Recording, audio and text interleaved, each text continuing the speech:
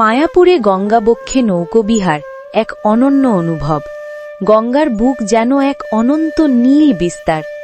তারই বুকে ভেসে থাকা ছোট্ট নৌকোটি যখন মায়াপুরের দিকে ধীরে ধীরে এগোয়, তখন মনে হয় সমস্ত ক্লান্তি, সমস্ত দুঃখ যেন সেই নদীর স্রোতে ধুয়ে যায়। নদী বেয়ে চলার এই পথ এক অদ্ভুত শান্তি ছড়িয়ে দেয় মন ভরা অনুরণনে। সকালবেলার আলো গঙ্গার জলে সোনালি রেখা তোলে। দূর থেকে মায়াপুর চন্দ্রোদয়ের মতন ধীরে ধীরে উঠে আসে ইস্কনের মন্দিরের গম্ভীর গম্বুজ, সাদা আলোয় ঝলমলে, যেন নদীর ওপার থেকে হাতছানি দেয়। নৌকোর বুকে বসে বাতাসের ছোঁয়া মনে হয় প্রার্থনার মতো কোমল। গঙ্গার ঢেউ কখনো হাসে, কখনো ফিস ফিস করে অদৃশ্য গল্প বলে যায়। চারিদিকে শুধু জল আর আকাশ, মাঝে মধ্যে দূর থেকে ভেসে আসে কীর্তনের মৃদু ধ্বনি, হরে কৃষ্ণ হরে রাম। আবার নৌকোর মাঝেও বসেছে আধ্যাত্মিকতার আসর। ইস্কনের মহারাজদের আধ্যাত্মিক আলোচনা পর্ব ও কীর্তনে ভাসমান দর্শকেরাও হারিয়ে যাচ্ছে অতল হৃদয়ের গভীরে। মনে হয় নদীর স্রোতও সেই সুরে দুলছে। নৌকো এগোতে থাকে আর মনে হয় সময় যেন থমকে গেছে। পৃথিবীর সমস্ত বিশৃঙ্খলা থেকে আলাদা হয়ে এক অন্য জগতে পৌঁছে গেছি আমরা, যেখানে শুধু শান্তি, আলো আর অপরূপ স্নিগ্ধতা। মায়াপুর ঘিরে থাকা সবুজের প্রান্তর, নদীর ধারে দাঁড়িয়ে থাকা গাছেরা যেন অভ্যর্থনা জানায়। নৌকো যখন তীরে এসে থামে, তখন মনে হয় একটি নৈশব্দমণ্ডিত যাত্রা শেষ হল, কিন্তু মন ভরে যায় এক নতুন আলোয়, নতুন প্রশান্তিতে। মায়াপুরে গঙ্গাবক্ষে নৌকো বিহার শুধু ভ্রমণ নয়, এ এক অন্তরের যাত্রা, যে যাত্রা মনকে আরও স্বচ্ছ, আরও শান্ত, আরও আলোকিত করে তোলে।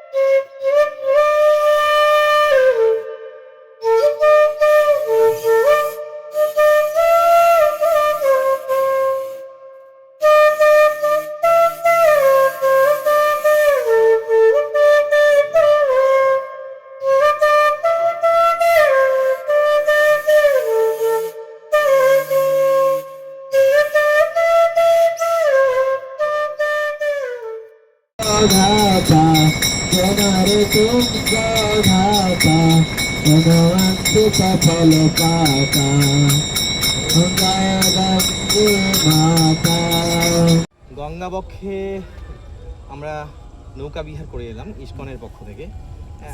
নৌকো বিহার তো অনেক করেছি, কিন্তু এটা একটু অন্যরকম মনে হলো না?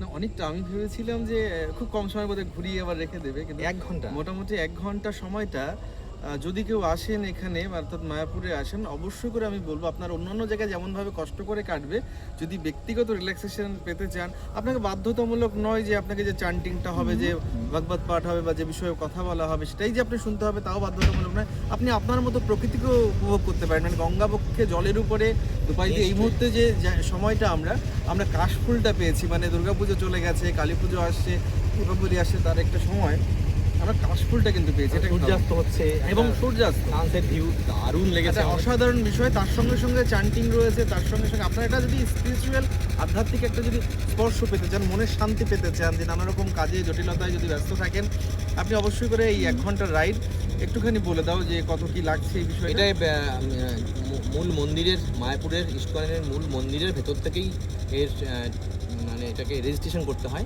100 টাকা পার হেড, একজনের 100 টাকা লাগছে।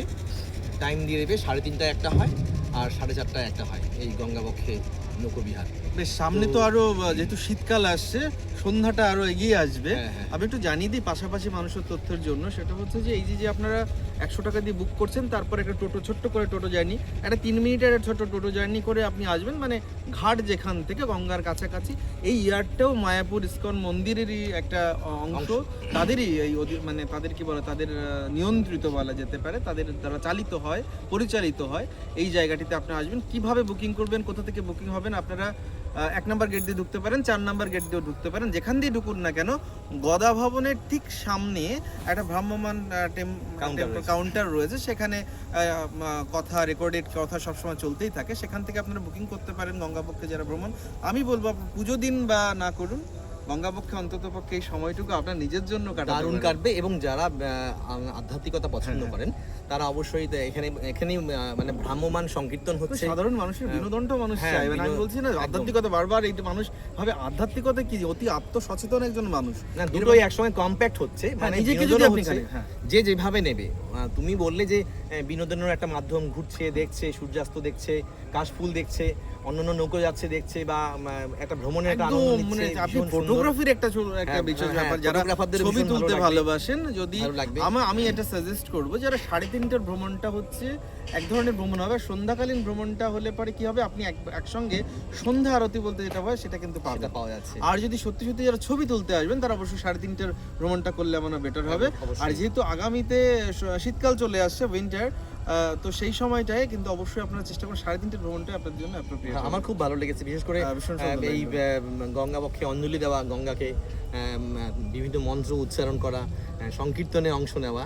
আবার তিনি জীবনের পাঠ শেখাচ্ছেন, যিনি প্রভু ছিলেন তিনি জীবনের পাঠ শেখাচ্ছেন, তিনি গীতার অংশ বর্ণনা করছেন, কোনটা আমরা জানি, কোনটা আমরা জানি না, কোনটা আমরা জানা উচিত, কোনটা কেন জানি না, এসব কিন্তু খুব ভালো লেগেছে। এবং জোয়ার ভাটাটা একটা জীবনের সঙ্গে রিলেটেড ব্যাপার। জোয়ার ভাটাটা আপনি এখানে চর দেখতে পাবেন, এক প্রান্তে চর ভাঙছে তো এক প্রান্তে ঘটছে। এবং আপনারা শুধু জানতেন যে পাখিরা শুধু খাঁচায় থাকে বা বাসায় থাকে বা গাছপালায় থাকে, পাখিরা কিন্তু মাটিতেও বাসা বেঁধে থাকে, আমরা সেটা আর কি দেখতে পেলাম। তুমি কি এটা লক্ষ্য করেছো যে পাখিগুলো কিন্তু ঢুকছে তাদের সন্ধ্যাবেলায়?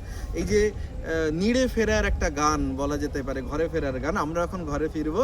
আপনারা যাদের ভালোবাসেন, মানে বিশেষ করে নৌবিহার করতে ভালোবাসেন, যদি মনে করেন আপনারা এখানে নৌকা ভাড়া পাওয়া যায় কিনা আমরা এই মুহূর্তে তথ্যটা দিতে পারছেন। তবে আমাদের যন্ত্রচালিত যে বটবডিটা যেভাবে এগোলো, তাতে করে আমরা একটা সুন্দর মুহূর্ত কাটিয়েছি। এবং বিশেষ করে আমার বন্ধু, বিশিষ্ট কবি এবং সাংবাদিক সুশান্ত নন্দীর এই উপস্থিতি আমার কাছেও বিশেষ একটা প্রাপ্তি।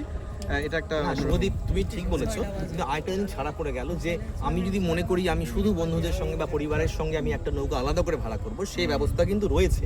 অর্থাৎ ওদের 2,500 টাকা ছাড় দিয়ে সেটা 2,000 টাকা শুধুমাত্র আপনার সঙ্গীদেরকে নিয়ে এই মানে আপনি চাইলে 5 জনকে মিলেও আপনি একটা রাইড নিতে পারেন, অর্থাৎ একটা নৌবিহার করতে পারেন, আপনার ফ্যামিলি মেম্বার নিতে পারেন, আপনি এককভাবে করতে পারেন, দুজনভাবে করতে পারেন। এটা একটা বিশেষ সুবিধা রয়েছে, এটা আমি অবশ্যই করে সাধুবাদ জানাবো। একটা বড় প্রাপ্তি যেটা ছিল সেটা হচ্ছে যে ত্রিবেণী সঙ্গম পরিদর্শন করা, এবং 3টে জলধারা, 3টে নদীকে এক জায়গায় মিলিত হয়েছে, এবং জলের যে স্রোত এবং জলের যে রং পরিবর্তনের জায়গাটা আপনারা কিন্তু এটাও দেখতে পাবেন।